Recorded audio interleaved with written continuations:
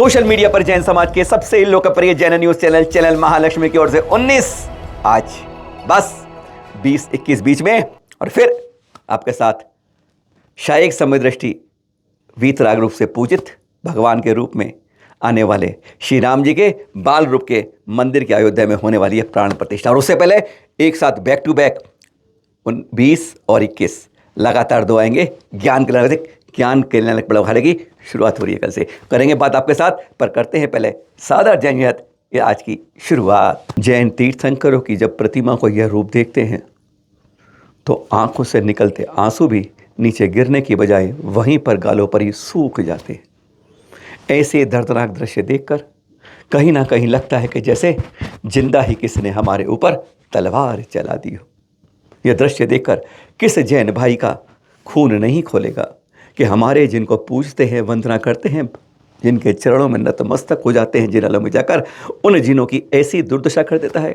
वह पापी नारकीय, क्या कहें, नारकीय भी ऐसा नहीं करेगा जब वह देखेगा चंद रुपए के लालच में निचोड़ के सोना खोसने के चक्कर में कैसे जिंदा लाशों को खींच लेते हैं, ऐसा लगता है।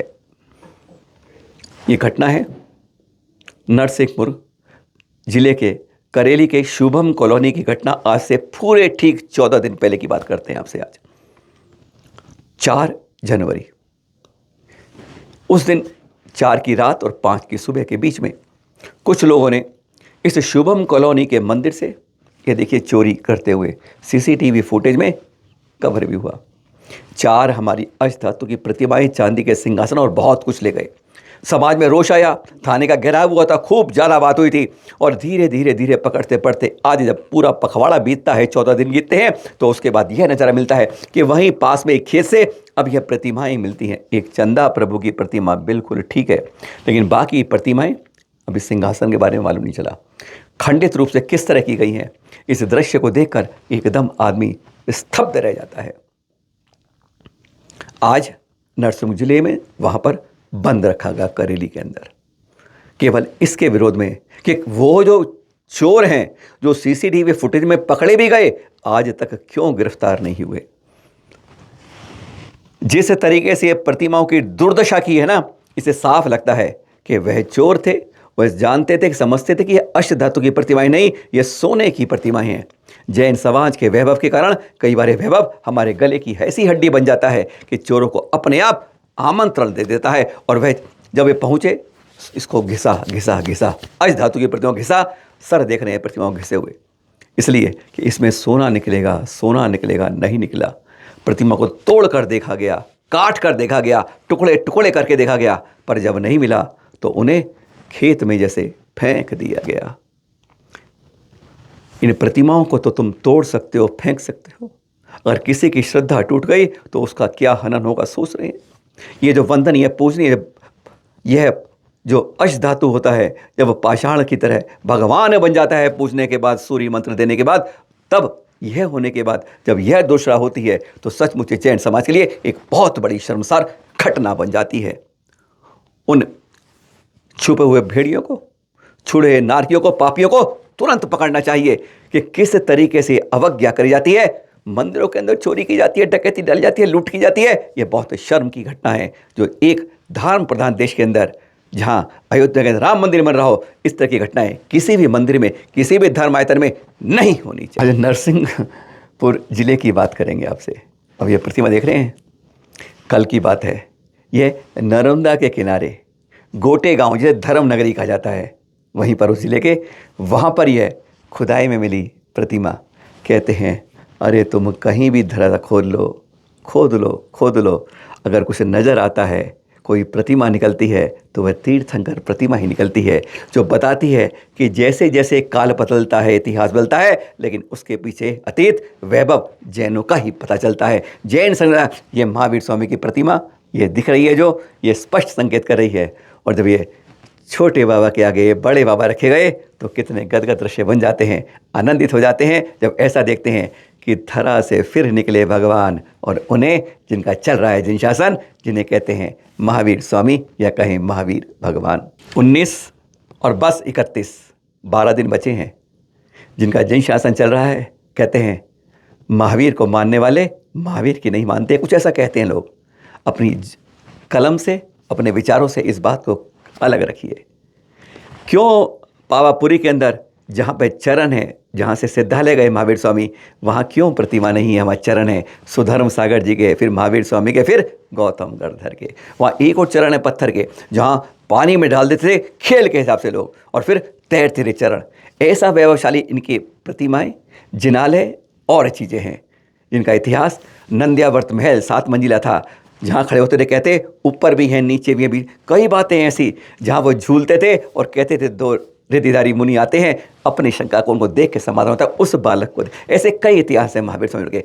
उन सबको हम अगर आगे नहीं लाते तो हम कहते हैं उनके बारे में लोग प्रभावना करके जानते क्यों नहीं है, उनकी प्रभावना के बारे में मानते क्यों नहीं है। कलम यही कहती है, और आचार्य सौभाग्य सागर जी की ये तरफ से आमंत्रण जो उनकी तरफ से सानिध्य आशीर्वाद से हो रहा है। अंतर्राष्ट्रीय निबंध लेखन प्रतियोगिता, वह इन सब सवालों के समाधान करने के लिए आप हम सब के लिए है कि अपने विचारों को, अपने प्रभावना को, अपने प्रचार को, अपने प्रसार को महावीर के उपदेशों में, वर्तमान के वैज्ञानिक युग के अंदर उनके उपदेशों की सार्थकता क्या है। क्यों अनेकांतवाद और स्यादवाद के सिद्धांत आज बहुत इंपॉर्टेंट बन गए हैं। क्यों आज अपरिग्रह और अहिंसा के कारण पूरे देश को एक किया जा सकता है। क्या लगता है इस तरह के विचारों का मंथन आप भी तो करिए। हाँ, करते सब हैं पर लिखते बहुत कम है। सोचते हैं मेरे विचार सबसे बढ़िया हैं, पर कभी उनके कलम से उतार के देखिए। और फिर से, क्योंकि बस 31 तारीख लास्ट डेट है। ईमेल आईडी देख रहे हैं आप, मोबाइल नंबर देख रहे हैं जो व्हाट्सअप करने हैं, आज ही 1 पेज 2 पेज के लिखकर शामिल हो जाइए। प्रतियोगिता में इनाम भी देख रहे हैं। आज यह नहीं बता रहे हैं, आज महावीर स्वामी की वर्तमान की उपयोगिता के लिए आप सबको चेता रहे हैं, क्योंकि अब वक्त नहीं है, बस 12 दिन बचे हैं। कलमबद्ध हो जाइए, लिख दीजिए और भेज दीजिए, और फिर सौभाग्य इनाम मिलेगा। पर लिखने वाले का विचार से अपने अंदर भी परिवर्तन होता है और समाज में भी जागृति होती। और ये सूचना, समाधि सूचना, गत वर्ष आचार्य श्री गुरुवर से 25 शुल्लक जी दीक्षा दी गई थी, और उनमें से यह शुल्लक श्री वरदान जी, इनकी मणिया जी गुरुकुल में कल समाधि हो गई। आज अंतिम क्रियाएं की गई। चैनल महालक्ष्मी व सांध्य महालक्ष्मी हार्दिक विनयांजलि अर्पित करता है। 166 साल हो गए हैं किसको? 1857 की क्रांति को। आप में से कई जानते होंगे, उसमें पहले शहीद हुए थे मंगल पांडे, लेकिन दूसरे कौन हुए थे? इनको देख कर शायद आपको याद आ जाए, लाला हुकुम चंद जैन। कानून गो, हरियाणा के। गर्व होता है जब जैनों के नाम, चाहे अयोध्या का जो राम मंदिर बन रहा है ना, उसमें भी पहले 2 शहीद जैन बंधु कलकत्ता से थे। और यहाँ पर देखिए दूसरे जो शहीद हुए हमारे प्रथम स्वतंत्र संग्राम के लिए 1857 क्रांति में, तो वह भी जैन थे, लाला हुकुमचंद। 19 जनवरी 1958 दिन आज का था। 165 साल पहले की बात कर रहे हैं। आज ही के दिन उनको उनकी हवेली के सामने, सबके सामने पेड़ पर लटका दिया था। क्या इतिहास था उनका पता है? छोटी सी सेना थी उन्होंने बनाई, छोटी सी बनाई हरियाणा में, और उन्होंने फारसी के अंदर बहादुर शाह जफर को पत्र लिखा कि मैं यहाँ से अंग्रेज़ों पर आक्रमण करूँगा, आप उधर दिल्ली से सेना ले आइएगा, और फिर हम अंग्रेज़ों को हम यहीं पर घेर कर हरा देंगे। उनका पत्र वहाँ गया, लेकिन जफर की ओर से सेना नहीं आई। उनके बहुत नुकसान हुआ उस सेना के अंदर, पर यह फारसी का लिखा पत्र अंग्रेज़ों के हाथ पहुँच गया, और उन्होंने उसके साथ उनका 13 साल का भतीजा फतेह चंद को पकड़ लिया। बेकसूर, कुछ जानता नहीं है। दोनों को ही उनकी हवेली के सामने फांसी पर लटका दिया गया। और कितने क्रूरता करी गई। एक जैन होने के कारण भी उनको अग्नि संस्कार नहीं किए गए, उनको दफना दिया गया। और एक मुस्लिम भाई जो उसको पकड़ा गया था, उसको दफनाने की बजाय अग्नि संस्कार किए गए। ऐसी क्रूरता होती है गुलाम जब होते हैं। इसलिए तो कहते हैं आज़ाद स्वतंत्र रहिए, बाहर से भी, अंदर से भी, विचारों से भी। आज नमन करते हैं, विनयांजलि देते हैं ऐसे शहीद को जिन्होंने हमारी आज़ादी के लिए अपने प्राणों को बलिदान कर दिया। ऐसे हमारे लाला हुकुमचंद जी, कानून को, जिनके बारे में जैन लोग ही भूल जाते हैं। आज आपको इसलिए याद दिलाया कि सुबह से शाम हो जाती है, हम ही आपको जानकारी दे पाते हैं। आप लोग इसको सोशल मीडिया तक में पहचान बनाकर अपनी वजूद की जान नहीं दे पाते हैं।